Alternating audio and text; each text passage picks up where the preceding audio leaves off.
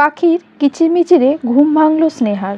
ঘুম থেকে উঠেই মনে পড়ল কাল রুদ্র জোর করে তাকে তার বুকে শুইয়েছিল।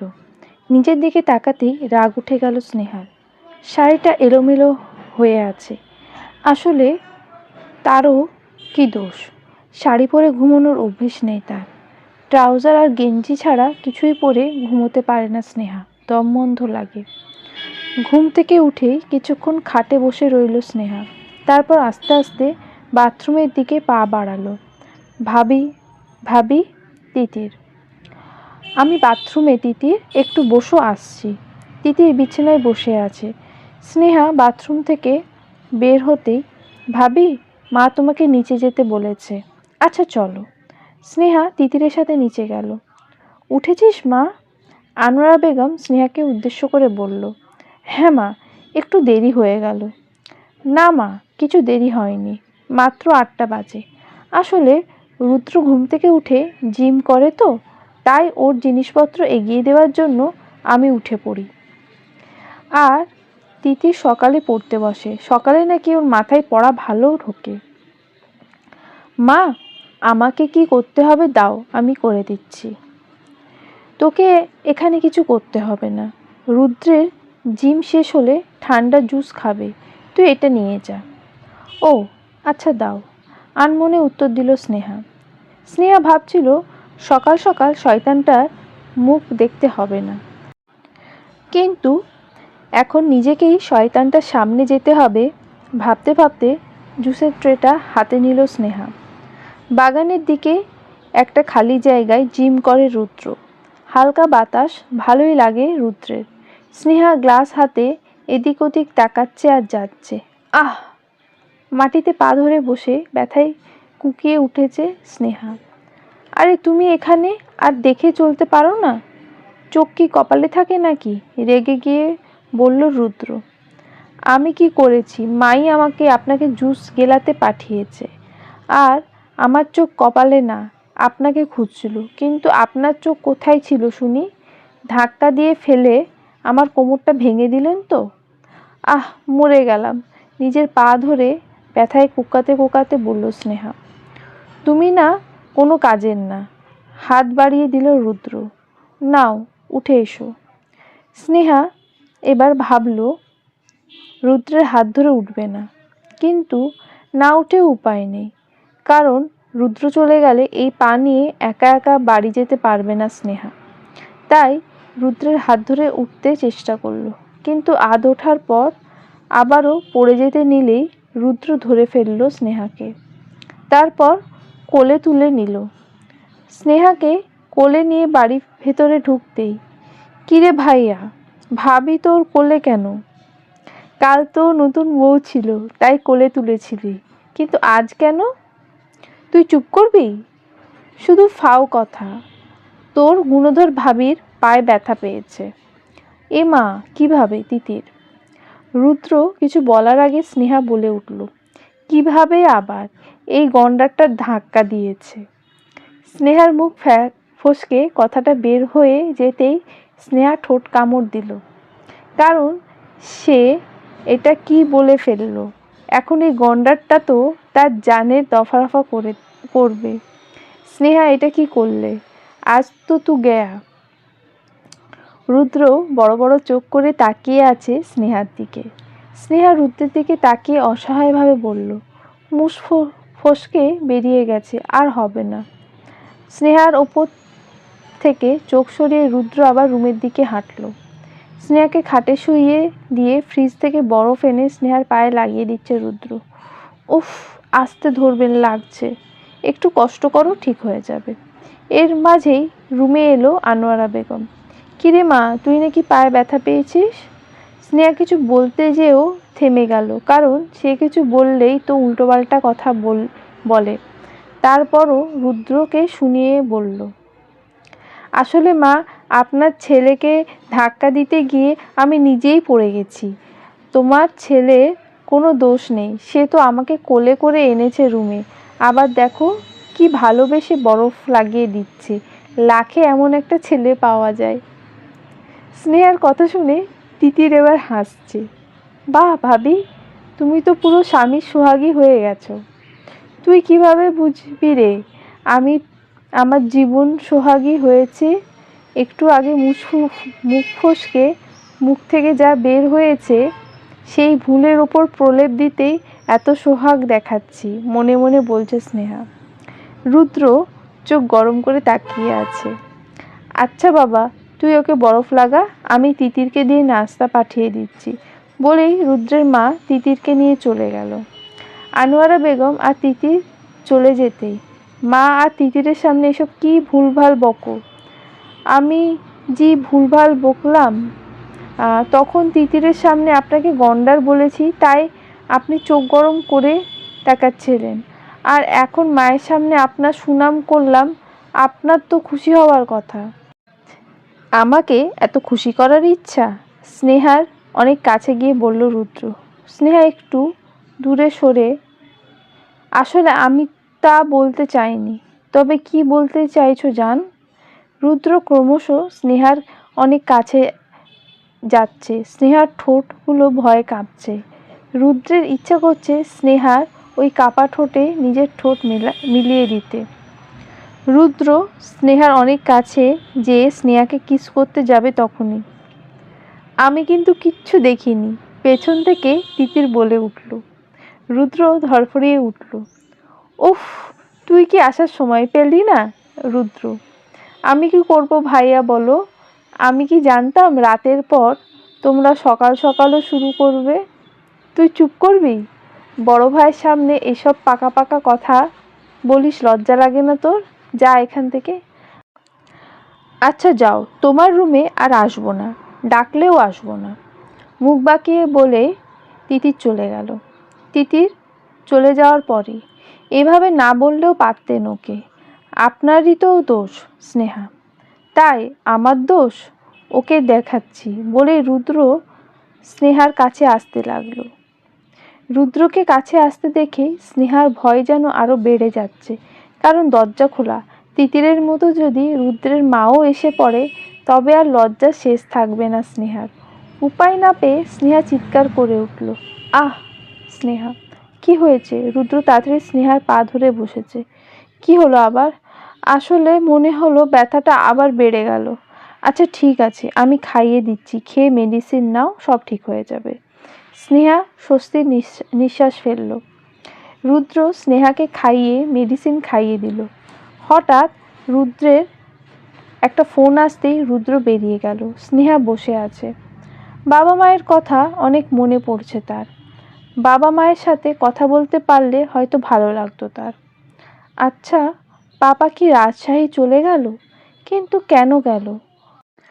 বাবার তো আর একটা বিজনেস না, অনেকগুলো বিজনেস, তাহলে একটা বিজনেসে লোকসান হওয়াতে সে এমন একটা ডিসিশন নিল কেন? স্নেহা এসব বসে বসে ভাবছে, মাথাটা যেন গোলমাল পাকিয়ে যাচ্ছে স্নেহার। ভাইটার কথাও খুব মনে পড়ছে স্নেহার, কতদিন ভাইটাকে দেখে না। বাবা মায়ের সাথে রাগ করে দেশ থেকে একসময় বিদায় নিয়েছিল, বুকে অনেক কষ্ট নিয়ে, তারপর একবারও দেশে ফেরেনি। একটা খারাপ মেয়ের জন্য বাবা মায়ের সাথে এত রাগ করা কি আছে, বিষয়টা নিজেও বুঝতে পারছে না স্নেহা। হ্যাঁ আশিস বল। স্যার, সব খোঁজ খবর নিয়েছি, আপনি যেমনভাবে চাইবেন তেমনভাবেই সব হবে। আচ্ছা ঠিক আছে আশিস, আমি তোকে ছোট ভাইয়ের মতো বিশ্বাস করি। তুই তো জানিস আফজাল খানকে আমি কষ্ট দিতে চাই, তাই স্নেহার সাথে আমাকে ইচ্ছা না থাকা সত্ত্বেও অনেক কিছু করতে হয়েছিল। কিন্তু মনে রাখিস, আফজাল খান শুধু মেয়ের ধর্ষিতা হওয়ার কষ্টই পেয়েছে, এখনও জীবনে অনেক কষ্ট পাওয়া বাকি ওর। হ্যাঁ স্যার, আমি সব বুঝতে পারি। আপনি আমাদের জন্য যা করেছেন, আমি আপনার জন্য নিজের প্রাণও দিতে পারবো। আমি জানি আশিস। স্নেহা বিছানায় বসে আছে। ঝড়ের বেগে রুদ্র রুমে ঢুকলো। স্নেহা, আমি একটু বের হচ্ছি, মা তিতির আছে, কিছু লাগলে ওদের ডেকো। আচ্ছা কোথায় যাচ্ছেন? স্নেহা, একটু কাজ আছে, তাড়াতাড়ি চলে আসবো। দেরিতে আসলেই বাকি, আস্তে আস্তে বলল স্নেহা। কিছু বললে? না, মানে বললাম সাবধানে যাবে। আচ্ছা আসি। হাতে একটা ব্যাগ নিয়ে রুদ্র বেরিয়ে গেল। সারাদিন বিছানায় শুয়ে থাকতে ভালো লাগছে না স্নেহার। হঠাৎ স্নেহার চোখ গেল পাশে রাখা একটা ছোট পুতুলের ওপরে। পুতুলের ওপরে লেখা মাই বেস্ট ব্রাদার। স্নেহা পুতুলটাকে হাতে নিয়েই দেখতে লাগলো।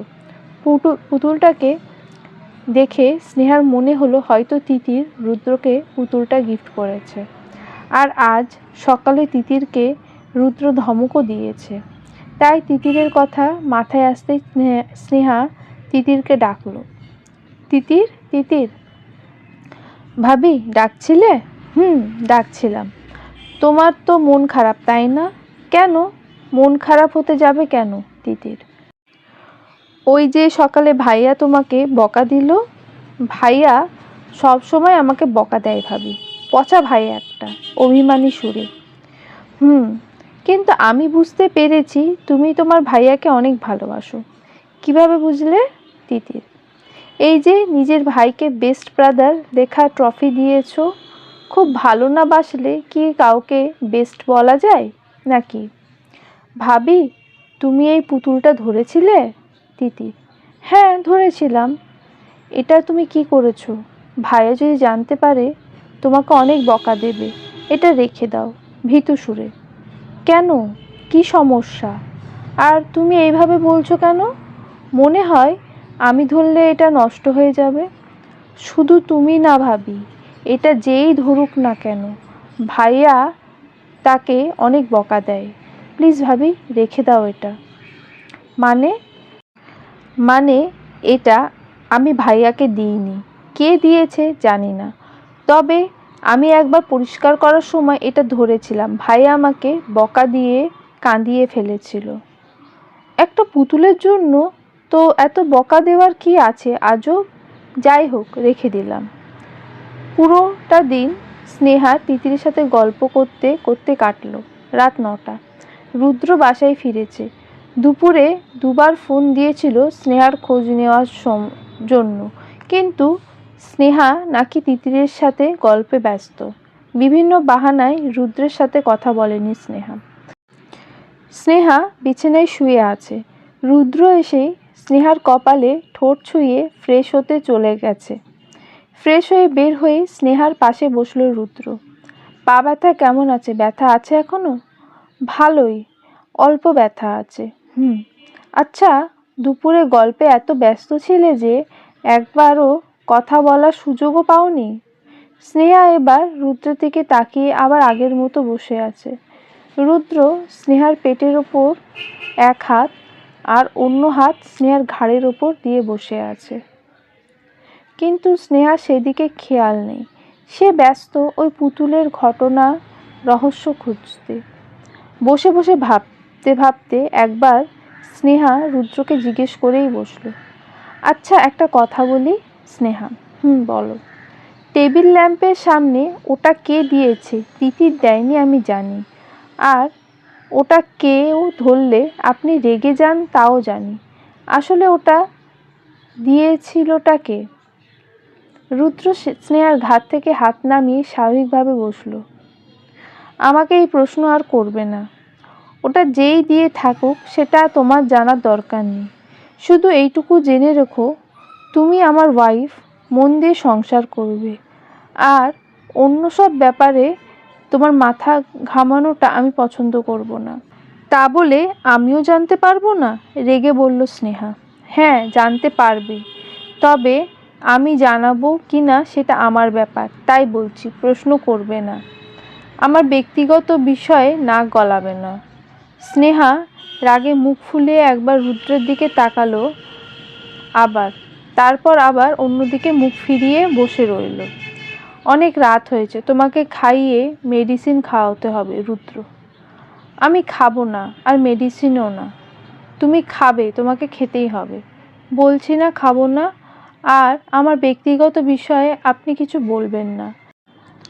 স্নেহার এটুকু কথায় যেন রুদ্রের মাথায় আগুন ধরে গেল। কি বললে তুমি? অনেক রেগে। যা বলেছি ঠিক বলেছি। আপনার সব ব্যাপারে যেহেতু আমার ইন্টারফেয়ার করতে পারবো না, তবে আপনিও আমার কোনো ব্যাপারে ইন্টারফেয়ার করবেন না। আমি খাবো কি না সেটা আমার ব্যাপার। স্নেহা একটানে কথাগুলো বলে গেল, কিন্তু সে এতক্ষণ নিচের দিকে তাকিয়ে কথা বলছিল। যখনই মাথা তুলে রুদ্রের দিকে তাকালো, কি বললি তুই? তোর ব্যাপার? তোকে কতবার বলেছি তোর জীবনে এখন আর তোর বলতে কিছু নেই, সব আমার ব্যাপার হয়ে গেছে। শুধু তোর খাওয়া না, তোর জীবনে সব কিছু হবে আমার কথায়। আর কতবার এই কথাগুলো তোকে বললে বুঝবি তুই? কথাগুলো বলেই পাশে থাকা পানির জগ জোরে আছাড় মারল রুদ্র। স্নেহা ততক্ষণে ভয়ে গুটিসুটি মেরে আছে। এবার রুদ্র স্নেহা চুলের মুঠি শক্ত করে ধরে বলতে লাগলো, বল, আর কখনো বলবি তোর ব্যাপার? বল, আর বলবি? আর আমার কথার ওপরে কথা বলবি? স্নেহা এবার জোরে জোরে কাঁদতে থাকে। কান্নার গতিটা এত বেশি যে ঠিকমতো কথাও বলতে পারছে না স্নেহা। বলিস না কেন? বল, চিৎকার করে বলল রুদ্র। স্নেহা কাঁদতে কাঁদতে উত্তর দিল, না আর বলবো না। চেঁচামেচি আর ভাঙচুরের শব্দ পেয়ে রুদ্রের মাও রুমে চলে এলো। এসেই দেখলো রুদ্র স্নেহার চুলের মুঠি ধরে আছে আর স্নেহা কাঁদছে। এই রুদ্র, কি করছিস? ছাড়। রুদ্রের মা, আমাকে ছাড়ো মা, ওর সাহস অনেক বেড়ে গিয়েছে। আমি বলছি তুই ওকে ছাড়। অনেক জোরাজোরির পর আনোয়ারা বেগম রুদ্রকে ছাড়াতে সক্ষম হলো। রুদ্রকে ছাড়ানোর পরই স্নেহা আনোয়ারা বেগমকে জড়িয়ে ধরে আরও জোরে জোরে কাঁদতে লাগলো। আর রুদ্র রাগে গজগজ করতে করতে বেরিয়ে গেল। রুদ্রের রাগ অনেক বেশি। রাগ উঠলে কখনোই নিজেকে কন্ট্রোল করতে পারে না রুদ্র।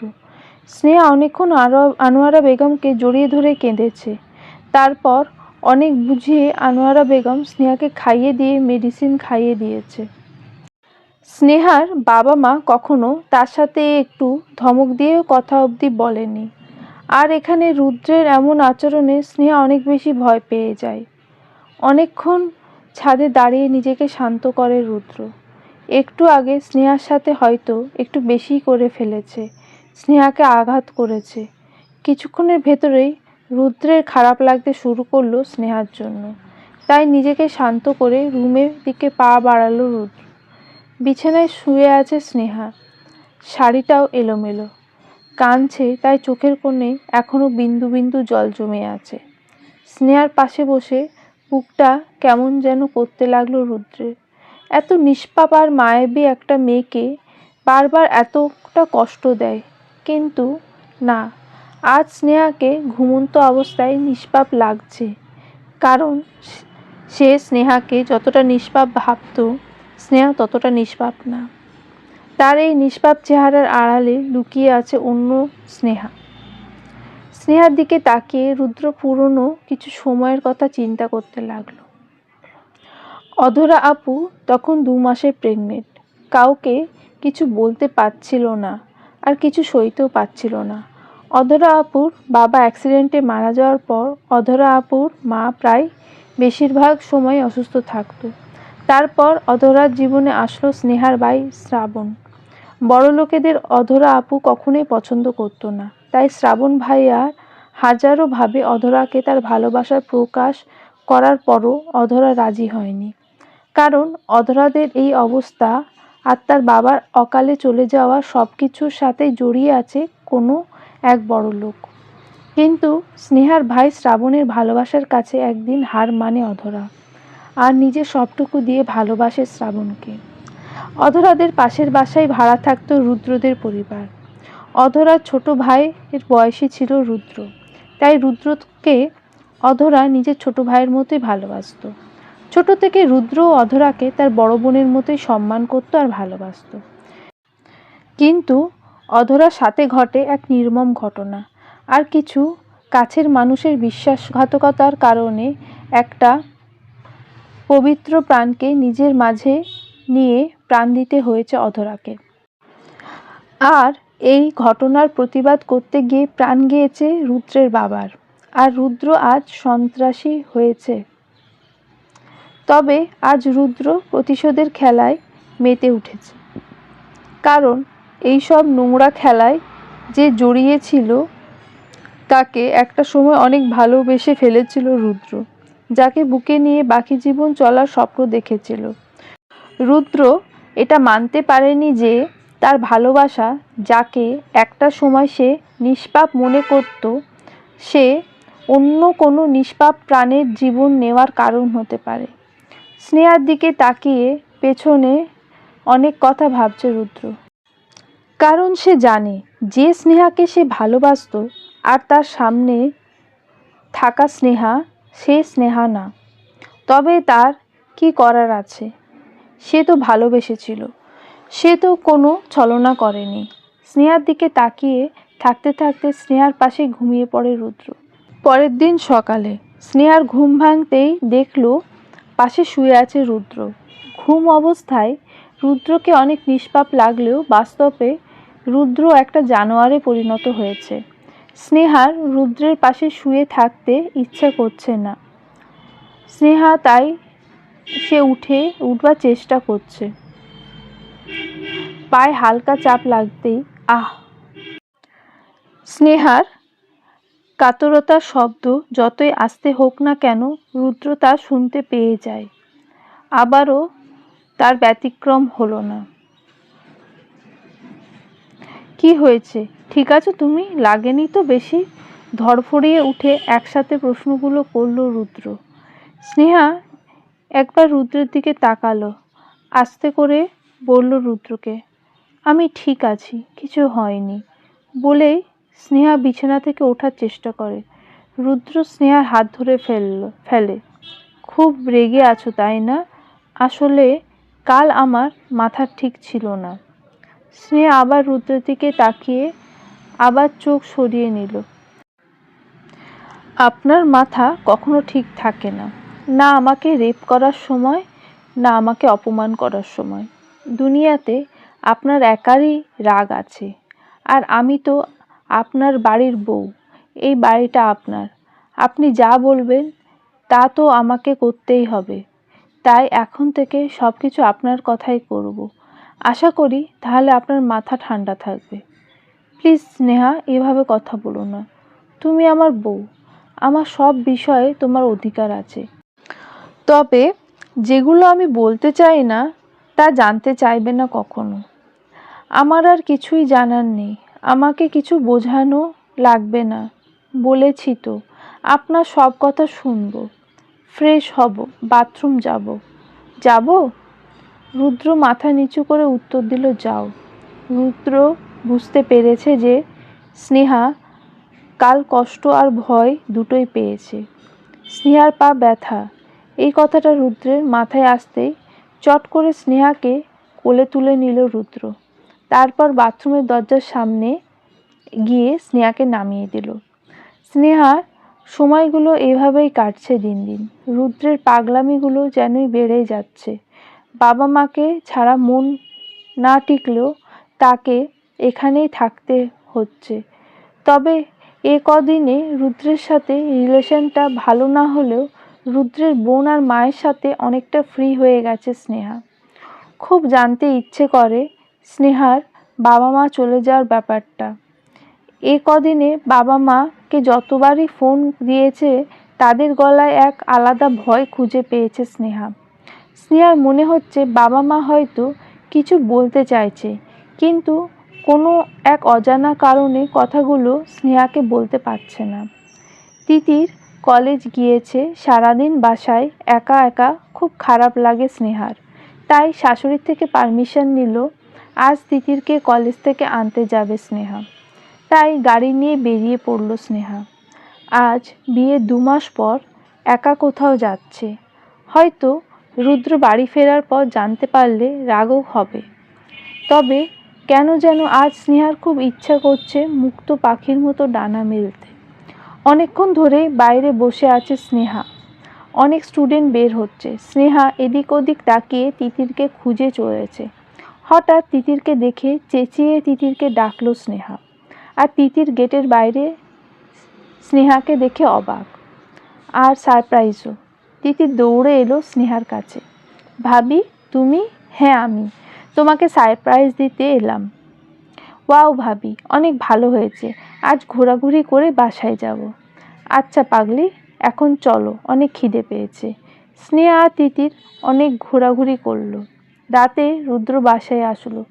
ফ্রেশ হয়ে চুল আঁচড়াচ্ছে রুদ্র, আর স্নেহা বিছানায় বসে রুদ্রের দিকে তাকিয়ে আছে।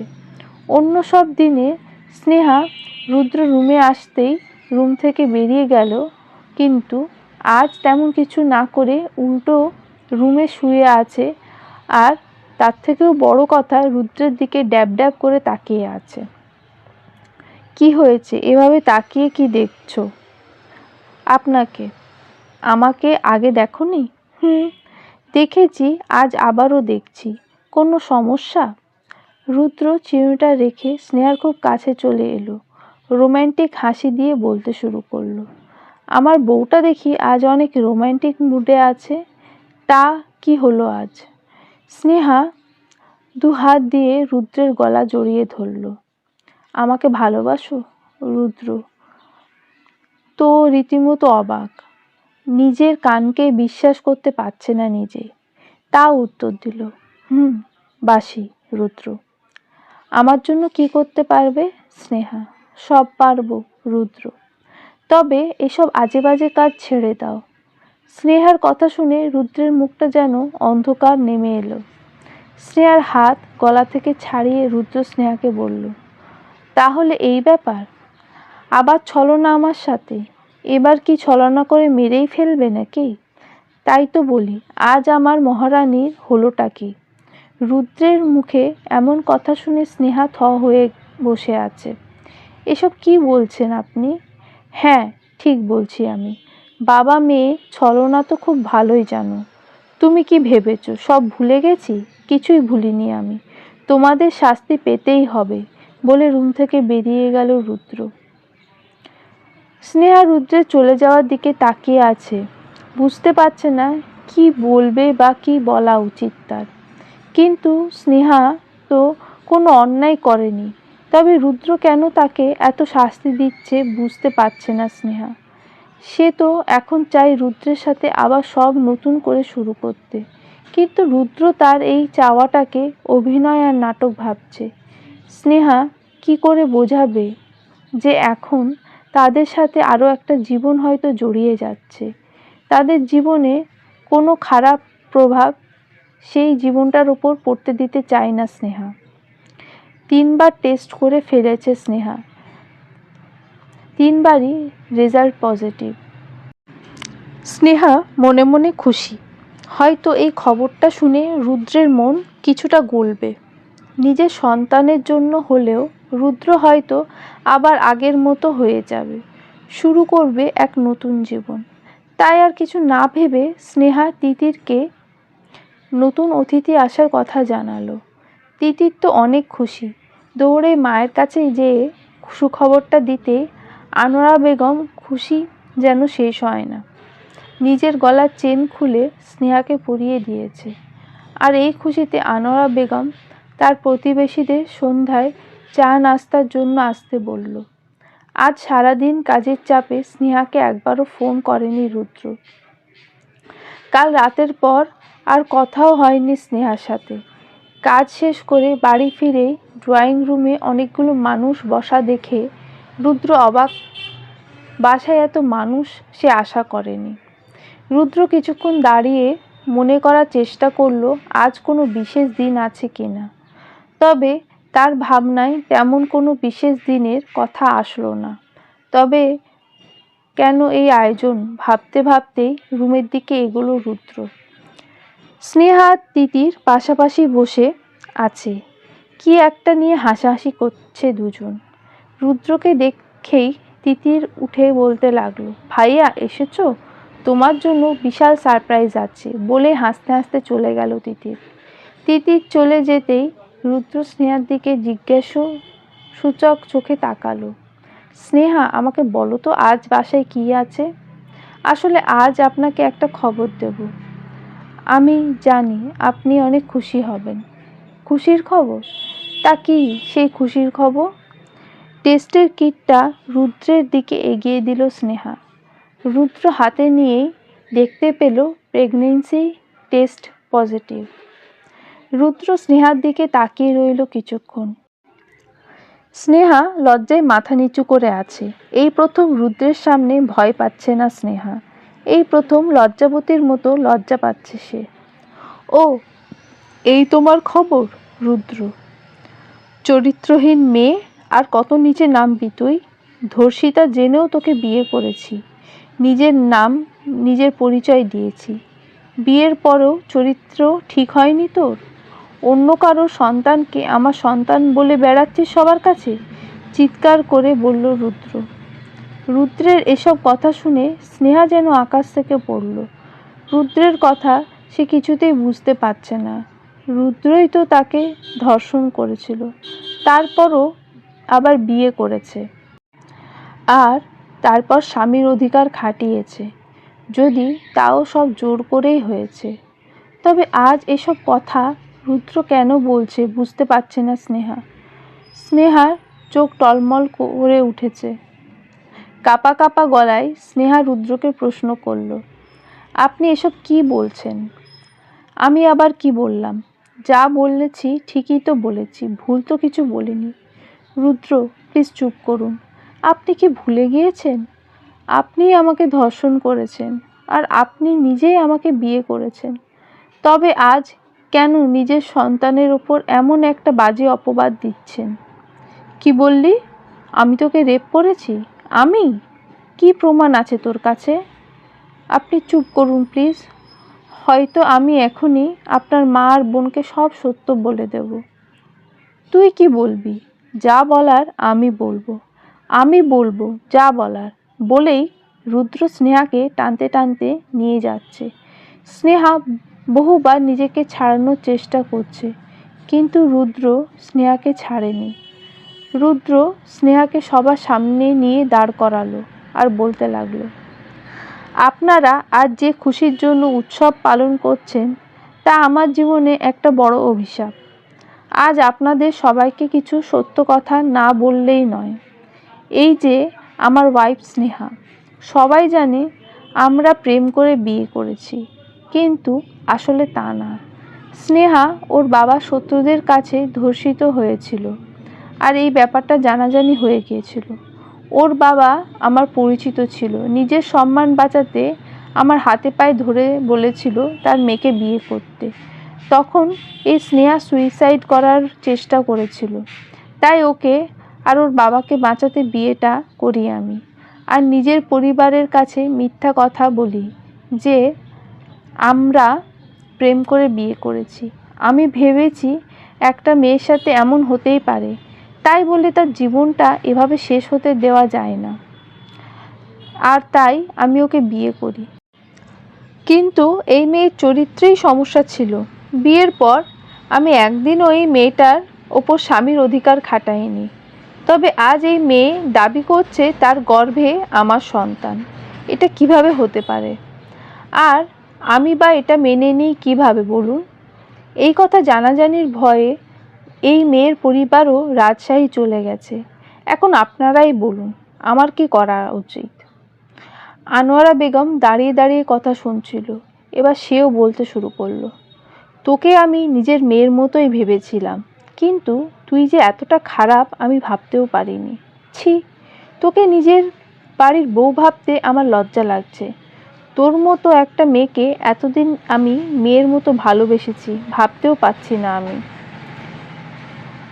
রুদ্রের এক প্রতিবেশী, ঠিক বলেছেন আপা, এই মেয়ে আপনার বাড়ির বউ হয়ে থাকলে আপনাদের মাথা তুলে বাঁচাও কষ্টকর হয়ে যাবে। স্নেহা আজ পাথর হয়ে গিয়েছে, চোখ দিয়ে পানি পড়ছে, কিছু বলার ভাষা যেন হারিয়ে ফেলেছে স্নেহা। মা, ভাইয়া, প্লিজ ভাবিকে এভাবে বলো না। তোমাদের কোনো ভুল হচ্ছে, ভাবি এমনটা করতে পারে না। তুই চুপ কর, যা ভেতরে যা। রুদ্র, তুই ওকে কি করবি কর, আমি আর ওর মুখও দেখতে চাই না, বলেই তিতিরকে নিয়ে চলে গেল আনোয়ারা বেগম।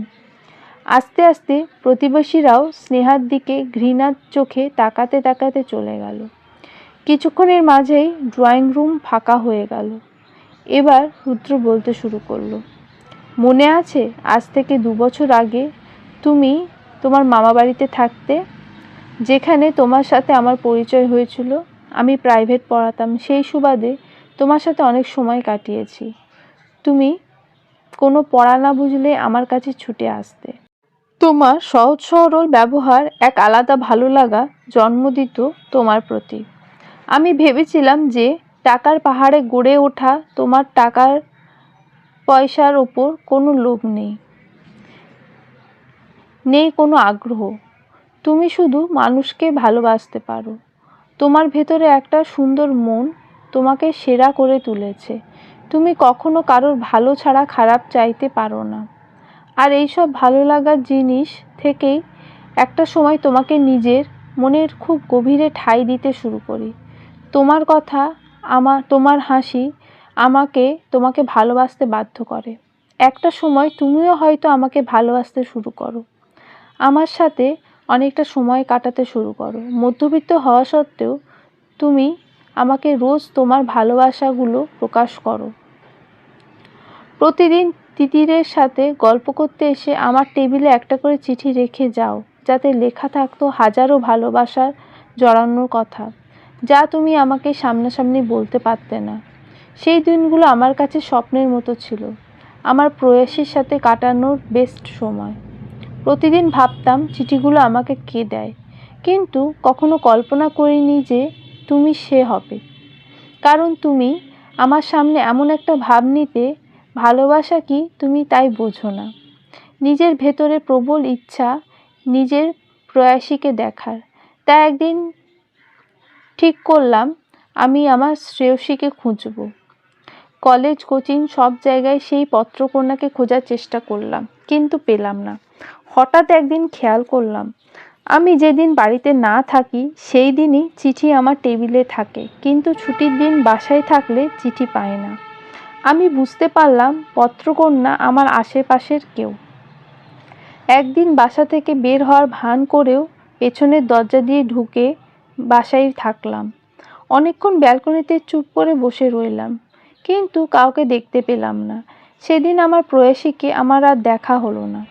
তারপরের দিন যা হলো তার জন্য কেউ রেডি ছিলাম না। অধরা আপু লাশ নিয়ে আসা হলো বাড়িতে। আশেপাশে সব মানুষ বলাবলি করছিল অধরা আপু কোথা থেকে তার চরিত্রে দাগ লাগিয়ে এসেছে, তার গর্ভে কোনো অবৈধ সন্তান। সবাই অধরা আপুর লাশের সামনে ছিছি করছিল। শেষ অবধি লাশটাকে জানাজা দিতেও কাউকে পাওয়া যায়নি। অধরা আপুর মা এসব সইতে না পেরে স্ট্রোক করে। কিন্তু সবাই এসব বিশ্বাস করলেও আমি এসব কখনো বিশ্বাস করিনি। তাই আসল ঘটনা জানতে চেষ্টা করি, আর তারপর যা জানতে পারি তা হলো তোমার ভাই, হ্যাঁ তোমার আপন ভাই শ্রাবণ, তোমার ভাই অধরা আপুর সাথে ভালোবাসার নাটক করেছে, তাকে বিয়ের লোভ দেখিয়ে ভোগ করেছে। তারপর এখন দায়িত্ব নেবার সময় হয়েছে, কাপুরুষের মতো পালিয়ে গেছে, মরতে ছেড়ে দিয়েছে আপুকে। এসব সইতে না পেরে নিজের প্রাণ দিয়ে দেয় অধরা আপু। আর তোমার বাবা তার টাকা আর পয়সা দিয়ে এসব কিছু মাটিচাপা দিয়ে দেয়। তখন আমার বাবা প্রতিবাদ করে এগিয়ে দাঁড়ায়। যখন তোমার বাবা দেখে আমার বাবা সবার সামনে সত্যটা তুলে ধরেছে, ঠিক তখনই আমাকে কিডন্যাপ করে নেশা করায়। একটা রুমের অন্য একটা মেয়েকে আমার সাথে প্ল্যান করে রেখে দেয়। পরের দিন পুলিশ সহ আমাকে ধরে। পরে জানতে পারি একটা মেয়ে আমার নামে ধর্ষণের মামলা করে। আমাকে পুলিশ নিয়ে যায় আর আমার সাজা হয়। এসব শোক সইতে না পেরে আমার বাবা স্ট্রোক করে মারা যায়। 6 মাস আমি জেলে থাকি। সেখানে আমার পরিচয় হয় সালাম নামে এক গুন্ডার সাথে। এ দুনিয়ায় ভালোর মূল্য দেবে না, ততদিনে আমি বুঝে গিয়েছিলাম। তাই আমি আর আসলাম জেল থেকে পালানো ট্রাই করি, আর 3 বারের সময় পালাতেও পারি। তারপর হাত মেলাই কিছু গুন্ডাদের সাথে। 5 মাসের মাঝে আমিও একজন মাফিয়া হয়ে যাই। টাকা দিয়ে নিজের করা সব কুকর্মগুলো ঢেকে ফেলি। প্রচুর টাকা কামাতে কামাতে টপ বিজনেসম্যানদের একজন হয়ে যায়। তবে রায়হান নামটা বদলে যায়, সবাই আমাকে চেনে আমার আরেক নামে, রুদ্র। 1 বছরের ভেতরে সফল হই খারাপ কাজ করে। আর 11 বছর ভালো কাজ করেও বাসায় বাসায় টিউশন করার পরও মানুষের অবহেলা ছাড়া কিছুই পায়নি। রুদ্রের চোখ দিয়ে পানি পড়ছে। তারপর আমার আসল কাজ করতে শুরু করি, প্রতিশোধ। তোমাদের সব খবর কালেক্ট করি, তোমার বাবা, শত্রু, বন্ধু সবার খোঁজ নিই। আর পুরো 2 বছর পরে সেদিন তোমাকে তুলে নিয়ে যেয়ে তোমার ইচ্ছার বিরুদ্ধে সব কিছু করি। তবে জানো, এত কিছুর পরও জেলে থাকা অবস্থায় একদিন খুব মনে পড়ে পত্রকন্যার কথা। একদিন তিতির আমাকে দেখতে যায়। সেদিন ওকে জিজ্ঞেস করি যে আমার রুমে কি অচেনা কেউ আসতো নাকি। তিতিরকে অনেকভাবে জিজ্ঞেস করার পর আমি জানতে পারি আমি বাসায় না থাকলে একমাত্র তুমি আমার রুমে যেতে। তখন আমার বিশ্বাস হচ্ছিল না যে সে তুমিই। তারপর তিতিরকে একদিন তোমার লেখা খাতা নিয়ে আসতে বলি, আর ও নিয়ে আসে। তারপর গভীরভাবে হাতের লেখা মিলিয়ে দেখি। অবশেষে বুঝতে পারি আমার সেই পত্রকন্যা আর কেউ না, যাকে আমি মনে মনে পছন্দ করতাম। সেই পত্রকন্যা, হ্যাঁ স্নেহা, সেই তুমি। তবে জানো, তোমাকে নিয়ে বাঁচার ইচ্ছা আমার তখনও শেষ হতে দিইনি। জেল থেকে বের হয়ে আমি অধরা আপুর মারা যাওয়ার দিন কি হয়েছিল সেই ঘটনা খোঁজ করার চেষ্টা করি। সিএনসি এরিয়াতে লাস্ট অধরা আপুকে দেখা গিয়েছিল জানতে পারি। আর আমি সেই দিন সব সিসিটিভি ক্যামেরা জোগাড় করি। তারপর দেখলাম অধরা আপু আর তুমি সেই বিল্ডিংয়ে ঢুকেছিলে। কিছুক্ষণ পর তুমি বের হলে একা। আর তার কয়েক ঘন্টা পর অধরা আপুর লাশ বের করা হলো সেই বিল্ডিং থেকে। ভিডিওটা দেখতে জানতে পারলাম যে তুমি তাহলে সব ঘটনা জানো। তারপর সেখানে গিয়ে খোঁজ নিলাম। অধরা আপু আর তোমার ছবি দেখিয়ে সেখানকার ম্যানেজারকে জিজ্ঞেস করলাম এই দুটো মেয়েকে চেনে কিনা। সে ভালো করে খেয়াল করে বলল কয়েক মাস আগে দুটো মেয়ে তাদের এই দোকানে দাঁড়িয়ে অনেক ঝগড়া করেছিল। আর সেই দুটো মেয়ে তুমি আর অধরা আপু। অধরা আপুর চেহারা ক্যামেরায় দেখা গেলেও তোমার মুখটা দেখা যাচ্ছিল না, তবে সেটা তুমিই ছিলে। লোকটা বলেছিল ঝগড়ার সময় তুমি অধরা আপুকে অনেক অপমান করেছিলে আর বলেছিলে সব ফাঁস করে দেবে। আর তারপর অধরার লাশ হয়ে গেল। ফাঁস হলো সব মিথ্যাগুলো। তোমাদের মতো বড় লোকরা বেঁচে গেল, কিন্তু অধরা আপুদের জীবন, আমাদের জীবন তছনছ হয়ে গেল। রুদ্র আর কথা বলতে পারছে না, কাঁদতে কাঁদতে ফ্লোরে পড়ে গেছে। স্নেহা আগের মতোই পাথরের মতো দাঁড়িয়ে আছে। আজ আমি প্রতিশোধ নিয়েছি স্নেহা, আমি নিয়েছি প্রতিশোধ। তোমাকে বিয়ে করার পর তোমার কথা বলে ভয় দেখিয়ে তোমার বাবার সম্পত্তি সব লিখে নিয়েছি নিজের নামে। তোমার বাবাকে সেই অবস্থায় দাঁড় করিয়ে দিয়েছি যে অবস্থায় একদিন অধরা আপুর পরিবার আর আমার পরিবার ছিল। আজ আমি শান্তিতে ঘুমোবো। আজ তোমরা অসহায়, না পারবে কোনো আইনের কাছে যেতে, না পারবে কোনো প্রতিবাদ করতে। আমার পায়ের নিচেই সারা জীবন পড়ে থাকতে হবে, কারণ তুমি জানো আমার নাম ছাড়া তোমার আর তোমার সন্তানের এই দুনিয়ায় বেঁচে থাকা কতটা কষ্টকর। আজ তোমাকে আমার কাছেই পড়ে থাকতে হবে, নয়তো এ সমাজ অধরা আপুর মতো তোমাকেও ছিছি করবে। আমার ছায়া ছাড়া তুমি বাঁচতে পারবে না। অনেকক্ষণ পর স্নেহা রুদ্রের দিকে তাকিয়ে শুধু এইটুকু বলল, কে বলেছে আমি আপনার কাছে পড়ে থাকব? আমার আল্লাহ জানে আর আমি জানি। তাই একদিন সব কিছুর বিচার আল্লাহই করবে। নিজের বিয়ে করা বউকে সবার সামনে ধর্ষিতা প্রমাণ করেছেন, নিজের সন্তানকে সবার সামনে অবৈধ প্রমাণ করেছেন। আপনি কি ভেবেছেন আল্লাহ সব সহ্য করবে? না, আমি মেনে নিলেও আল্লাহ মেনে নেবে না। চোখে টলমলে পানি নিয়েই স্নেহা বেরিয়ে পড়ল বাড়ি থেকে। আর রুদ্র স্থির হয়ে দাঁড়িয়ে আছে। আজ তার বুকের ভেতরটা কেঁপে উঠেছে স্নেহার কথা শুনে। স্নেহা কাঁদতে কাঁদতে বেরিয়ে পড়েছে বাড়ি থেকে। এত রাতে একটা মেয়ে কোথায় যাবে কিছুই বুঝতে পারছে না স্নেহা। আজ এ শহরে তার মা বাবা নেই, যে তাদের কাছে ছুটে যাবে। রাস্তা দিয়ে হাঁটছে স্নেহা। কয়েকদিন আগেও সে রুদ্রকে ক্ষমা করে দেওয়ার ডিসিশন নিয়েছিল। জীবনটাকে নতুন করে শুরু করার স্বপ্ন ছিল চোখে। কিন্তু আজ রুদ্র সব কিছু মিথ্যা করে দিয়েছে। সত্যি হয়তো রুদ্রের ছিল প্রতিশোধের নেশা, তাই প্রতিশোধ নেওয়া আজ শেষ, তাই সব কিছু শেষ। হয়তো প্রতিশোধ নেওয়ার নেশায় ভালোবাসাগুলো চাপা পড়ে গিয়েছে। তবে প্রতিশোধের নেশাটা এত তীব্র যে নিজের সন্তানকে, নিজের বিয়ে করা বউকে এভাবে সবার সামনে অপমান করতে পারে। স্নেহার কান্না যেন বাঁধ মানছে না। আনমনে রাস্তা দিয়ে হেঁটে যাচ্ছে স্নেহা। মাথাটা প্রচুর ঘুরছে। কেমন যেন চোখগুলো বন্ধ হয়ে যেতে চাইছে। একটা সময় আর কিছুই মনে নেই স্নেহার। প্রায় 1 ঘন্টা পর জ্ঞান ফিরল। স্নেহা চোখ খুলেই আশেপাশে তাকাচ্ছে। জায়গাটা খুব চেনা মনে হলেও বুঝে উঠতে পারছে না সে কোথায়। সে তো রাস্তায় ছিল, তাহলে এখানেই বা কিভাবে এলো? দরজা খোলার শব্দে দরজার দিকে তাকালো স্নেহা। তানিয়া, তুই? হ্যাঁ আমি। তার মানে আমি তোর বাসায়? হ্যাঁ, আমার বাসায়। আমি আর ভাইয়া আজই ঢাকায় ফিরছিলাম। রাস্তায় আসার সময় একটা মেয়েকে অজ্ঞান হয়ে পড়ে থাকতে দেখে ভাইয়া। ভাইয়ার মনে হলো যে মেয়েটার হেল্প করা দরকার, কিন্তু সামনে যেতেই দেখলাম মেয়েটা তুই। কি হয়েছিল রে তোর? আর এত রাতে রাস্তায় এভাবে তুই? জানিস কত বড় ক্ষতি হতে পারত? তানিয়া। স্নেহা তানিয়াকে জড়িয়ে ধরে কেঁদে দিল, কিন্তু তানিয়া খুব অবাক। তানিয়া, আমার যে অনেক বড় ক্ষতি হয়ে গিয়েছে রে, যে ক্ষতি আমি চাইলেও ঠিক করতে পারবো না, কাঁদতে কাঁদতে বলল স্নেহা। স্নেহার মাথায় হাত বুলাতে বুলাতে তানিয়া বলল, কি হয়েছে স্নেহা? তোর কি ক্ষতি হয়েছে? স্নেহার কান্নার বেগ যেন বেড়েই যাচ্ছে। অনেকক্ষণ পর নিজেকে স্বাভাবিক করে স্নেহা তানিয়াকে সব খুলে বলল।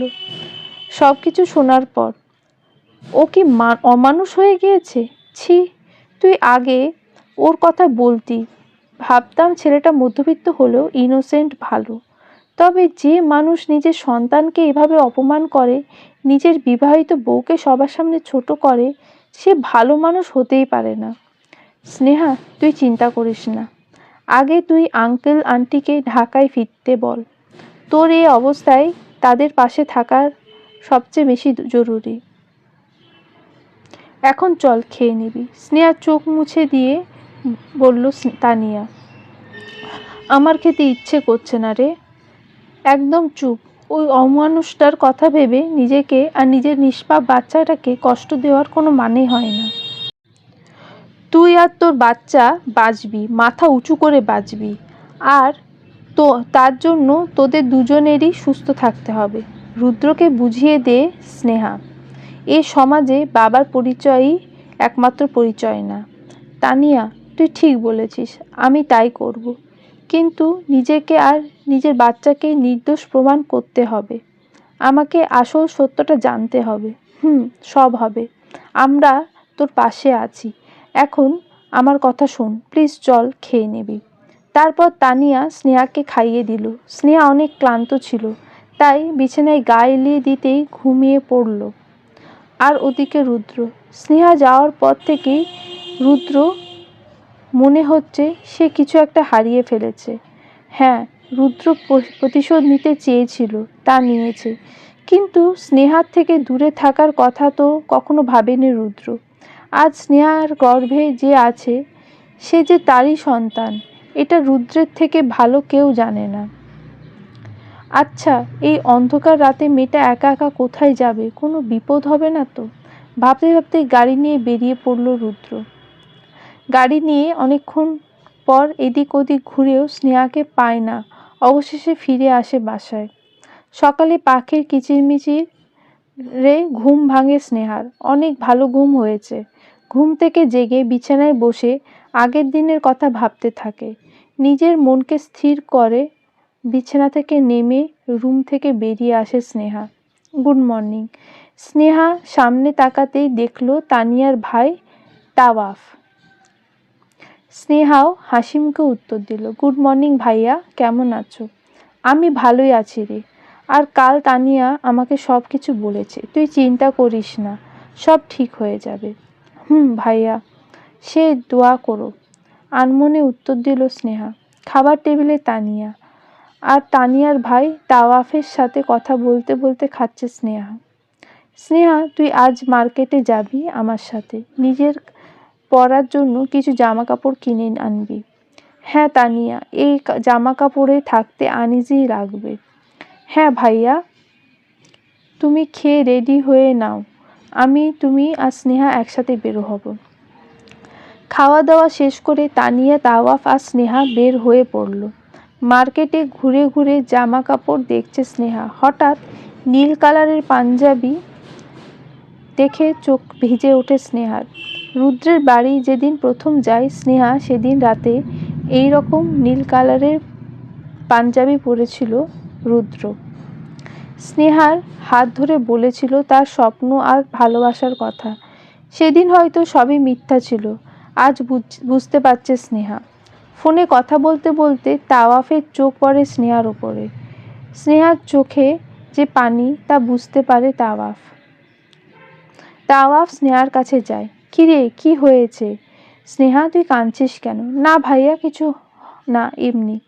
স্নেহা, জীবনে বারবার চোখের পানি না মুছে চোখের পানির যে কারণ তাকেই মুছে ফেলার চেষ্টা করো। কিন্তু ভাইয়া, কোনো কিন্তু না। তুই না লক্ষ্মী মেয়ে, একটা লক্ষ্মী মাও হতে পারবি, নিজেকে শক্ত কর। মা হওয়ার কথা শুনে স্নেহা মুচকি হেসে দিল। একটা মেয়ে জীবনে সবচেয়ে সুখের সময় হয়তো সেটাই যখন সে শোনে সে মা হতে যাচ্ছে। কী রে, লজ্জা পাচ্ছিস? আমি গ্যারান্টি দিতে পারি তোর বাচ্চা আর কয়েকদিন পর তোর পেটে ফুটবল খেলবে। তোর মনে আছে তুই আর তানিয়া আগে বাসায় থাকলে বাসায় ফুটবল খেলে একটা জিনিসও আস্ত রাখতিস না? হ্যাঁ ভাইয়া, তারপর আন্টি অফিস থেকে ফিরে যদি জিজ্ঞেস করতো এসব কে করেছে, আমি আর তানিয়া তোমার কথা বলতাম আর আন্টি তোমাকে বকা দিত, হাসতে হাসতে বলল স্নেহা। ছোটবেলার কথা মনে পড়তেই স্নেহা হেসে দিল, আর তাওয়াফও। দূর থেকে স্নেহা আর তাওয়াফের হাসাহাসি একজন খুব গভীরভাবে দেখছিল আর রাগে লাল হয়ে যাচ্ছিল। হঠাৎ কোথা থেকে রুদ্র এসে স্নেহার হাত চেপে ধরল। ও, তাহলে কাল এর জন্য বাসা থেকে বের হয়ে গিয়েছিলে? বললেই তো পারতে, আমাকে আর ভালো লাগছে না, মন ভরে গেছে, এখন নিজের প্রেমিকের সাথে থাকতে চাও। স্নেহা অবুঝের মতো তাকিয়ে আছে। রুদ্রের কথা সে বুঝতে পারছে না। কাল সে রুদ্রের করা অপমান মেনে নিতে না পেরে বেরিয়ে গিয়েছিল, কিন্তু আজ রুদ্র এসব কি বলছে? আর প্রেমিকই বা কে? এসব কি বলছেন আপনি স্নেহা? আমার কথা বুঝতে পারছিস না? তোর এই প্রেমিকের কথা বলছি, তাওয়াফকে দেখিয়ে বলল রুদ্র। ঠাস করে স্নেহা সবার সামনে চড় মারল রুদ্রকে। আপনার মতো মানুষ এর থেকে বেশি আর কি ভাবতে পারে? যে নিজের বউকে সবার সামনে চরিত্রহীন বলতে পারে, নিজের সন্তানকে অবৈধ বলতে পারে, তার কাছে এর চেয়ে বেশি আর কিছু আশা করা যায় না। কাল আমাকে খারাপ অপমান করে হয়নি, আজ আবার এসেছেন? রুদ্র থ হয়ে দাঁড়িয়ে আছে। সে তো সত্যি স্নেহার সাথে অনেক বড় অন্যায় করেছে, জেনে বুঝেই করেছে। তবে আজ স্নেহার মুখ থেকে তা শুনে এত কষ্ট হচ্ছে কেন? শুনুন, আমার ভেতরে যে আছে সে আপনার কেউ না। আপনার মতো একটা মানুষের ছায়াও আমি ওর উপর পড়তে দেব না। তাওয়াফ ভাইয়া, চলো, বলেই স্নেহা তাওয়াফকে নিয়ে সেখান থেকে চলে গেল। রুদ্রের অজান্তেই তার চোখ বেয়ে দুফোঁটা পানি গড়িয়ে পড়ল। তাহলে কি আমি অনেক বড় কোনো ভুল করে ফেলেছি? নিজেকেই নিজে প্রশ্ন করছে রুদ্র। অনেকক্ষণ ধরে ড্রিঙ্ক করে যাচ্ছে রুদ্র। আজ অনেক দিন পর আবার ড্রিঙ্ক করছে রুদ্র। একটা সময় স্নেহাকে না পাওয়ার কষ্টে ড্রিঙ্ক করত রুদ্র, কিন্তু আজ স্নেহাকে পেয়েও হারানোর ব্যথায় ড্রিঙ্ক করছে রুদ্র। তবে আজ তো তার কষ্ট পাওয়ার কথা না, সে তো এটাই চেয়েছিল, স্নেহার বদনাম আর স্নেহার বাবা মায়ের অসম্মান। তবে কেন এমন হচ্ছে? বোতলের পর বোতল ড্রিঙ্ক শেষ করছে রুদ্র। তবে আজ তার এই কষ্টের স্পষ্ট কোনো কারণ রুদ্র নিজেও জানে না। আজ তার কষ্ট কি স্নেহার আজকের দেওয়া থাপ্পড়, নাকি নিজের বউ আর সন্তানের থেকে আলাদা হওয়ার কষ্ট? ড্রিঙ্ক করতে করতে টেবিলের ওপরে কোনো রকমভাবে হাত ঝুলিয়ে ঘুমিয়ে পড়ল রুদ্র। রাত 11টা। আশিসের ফোনে ঘুম ভাঙল রুদ্রের। হ্যালো স্যার, অনেক বড় ভুল হয়ে গেছে আমাদের। আশিস। কি হয়েছে? রুদ্র। স্যার, অনেক বড় ভুল হয়ে গেছে, আপনি আগে এখানে আসুন, সব নিজেই জানতে পারবেন। আশিসের কথা শুনে রুদ্র তাড়াতাড়ি বের হয়ে গেল বাসা থেকে। অফিসে গিয়েই সোজা নিজের কেবিনে ঢুকলো রুদ্র। মাথা নিচু করে বসে আছে একটা লোক, আর পাশেই দাঁড়িয়ে চোখের পানি ফেলছে আশিস। রুদ্র কেবিনে ঢুকতেই, করিম চাচা, আপনি? এত বছর পর? রুদ্র।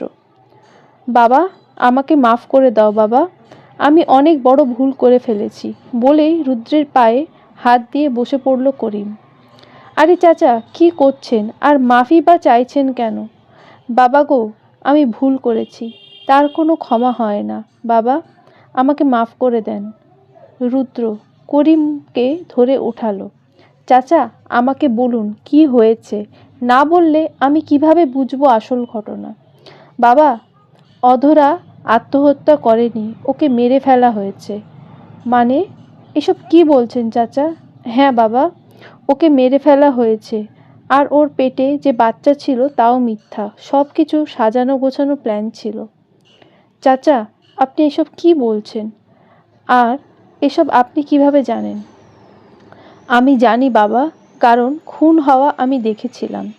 আমি সত্যিটাকে সবাইকে জানাতেও চেয়েছিলাম, কিন্তু তার আগেই আমাকে ওরা হুমকি দেয়, আমি কাউকে কিছু বললে ওরা আমাকে আর আমার 2 ছেলে মেয়েকে মেরে ফেলবে। তাই আপনাকে সেদিনের পর আর ওই এলাকায় দেখা যায়নি, তাই না? হ্যাঁ বাবা, ভয়ে আমি পালিয়েছিলাম, কিন্তু অনেক দিন পর ওই এলাকায় একদিন ফিরে যাই, যে শুনি এই ব্যাপারে প্রতিবাদ করতে যেয়ে আপনাকে জেলে যেতে হয়, আর আপনার বাবা সেই কষ্ট মেনে নিতে না পেরে মারা গেছে। তারপর থেকে নিজেকে অপরাধী মনে করি, সব কিছুর জন্য আমি দায়ী। যদি আমি আপনাদের সব সত্য বলতাম তবে হয়তো সবার জীবন এলোমেলো হতো না। কথাগুলো বলেই কেঁদে দিল করিম চাচা। তার মানে আমরা এতদিন আসল সত্যটাই জানতাম না? তার মানে স্নেহার কারণে আত্মহত্যা করেনি অধরা আপু? রুদ্রের সব কিছু কেমন যেন গুলিয়ে যাচ্ছে। এতদিন মিথ্যার ওপর ভিত্তি করে এত কিছু করেছি, মনে মনে কথাগুলো ভাবছে রুদ্র। আচ্ছা চাচা, আপনি তো স্নেহাদের বাড়ি কাজ করতেন, এই ব্যাপারে তো আরও অনেক কিছু জানবেন, আমাকে একটু সব খুলে বলুন। বাবা, আমারে আশিস বাবা বলেছে যে তুমি স্নেহা মাকে কত ভুল বুঝেছ। বাবা, স্নেহা মা তো অনেক ভালো, তার মনে কোনো ভেজাল নেই, কিন্তু আসল কালপিট হচ্ছে স্নেহা মায়ের মামা। সে স্নেহা মাকে অধরার নামে খারাপ খারাপ কথা বুঝিয়েছে, আর শ্রাবণ বাবা অধরাকে ভালোবাসতো। শ্রাবণ বাবাকে অধরার নামে খারাপ কথা বুঝিয়েছে, সবাইকে বুঝিয়েছে যে অধরা খারাপ মেয়ে ছিল, আর তার কারণে অধরার পেটে বাচ্চা এসে গিয়েছিল। সমাজের কথা ভেবেই নিজেই আত্মহত্যা করে প্রাণ দিয়েছে।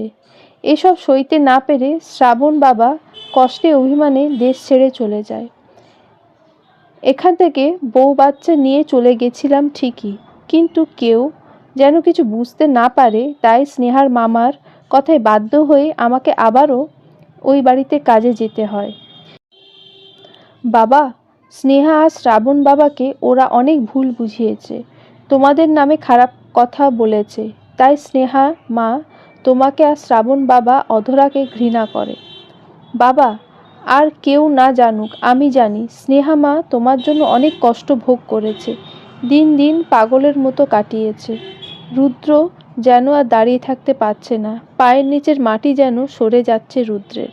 তার মানে সে অনেক বড় ভুল করে ফেলেছে, স্নেহাকে ভুল বুঝেছে, দোষ না করেও শাস্তি পেতে হয়েছে স্নেহাকে। রুদ্রের ইচ্ছে করছে নিজেকে গুলি করে ক্ষতবিক্ষত করে দিতে নিজেকে, কিন্তু না, তাকে শক্ত হতে হবে, স্নেহার কাছে ক্ষমা চাইতে হবে, ফিরিয়ে আনতে হবে স্নেহা আর তার বাচ্চাকে। কিছু না বলেই রুদ্র বেরিয়ে পড়ল। মাথায় অনেক কথা ঘুরপাক খাচ্ছে রুদ্রের। পাগলের মতো এদিক ওদিক খুঁজছে স্নেহাকে। রুদ্র জানে না স্নেহা কোথায় আছে, তবে আজ স্নেহাকে সামনে পেলে স্নেহার পা ধরে ক্ষমা চাইবে আর চিৎকার করে স্নেহাকে বলতো, স্নেহা আমাকে শাস্তি দাও, আমি অনেক বড় ভুল করে ফেলেছি, আজ তুমি আমায় যে শাস্তি দেবে আমি মাথা পেতে নেব।